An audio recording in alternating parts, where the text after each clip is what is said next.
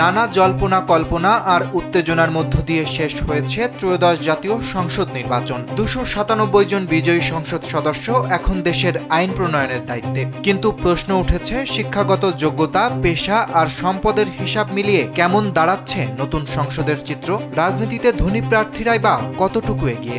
সম্প্রতি সুশাসনের জন্য নাগরিক বা সুজনের প্রকাশিত একটি প্রতিবেদনে বলা হয়েছে, নির্বাচিত 297 জন সংসদ সদস্যের মধ্যে 271 জনের সম্পদ কোটি টাকার বেশি। শতকরা হিসেবে কোটিপতি বিজয়ী প্রার্থীর হার মোট প্রার্থীর 91.25%। এর মধ্যে 5 কোটি টাকার বেশি সম্পদের মালিক 187 জন। স্যান্ডেলিনা সো, রূপচর্চায় আভিজাত্য, অর্থাৎ 62.96%। সংগঠনটির প্রতিবেদন অনুযায়ী প্রতিদ্বন্দ্বিতার তুলনায় নবনির্বাচিতদের মধ্যে কোটিপতির সংখ্যা বৃদ্ধি পেয়েছে। নির্বাচনে প্রতিদ্বন্দ্বীকারীদের মধ্যে কোটিপতির হার ছিল 55.63%। এছাড়া শিক্ষা সংক্রান্ত তথ্য উপস্থাপন করে প্রতিবেদনে বলা হয়েছে, বিজয়ী সংসদ সদস্যের মধ্যে 8 জনের শিক্ষাগত যোগ্যতা পিএইচডি, 138 জনের স্নাতকোত্তর, 93 জনের স্নাতক, 20 জনের এইচএসসি এবং 17 জনের এসএসসি। ওই প্রতিবেদনে বলা হয়, বিজয়ী সংসদ সদস্যের 182 জনের পেশা ব্যবসা, 12.12%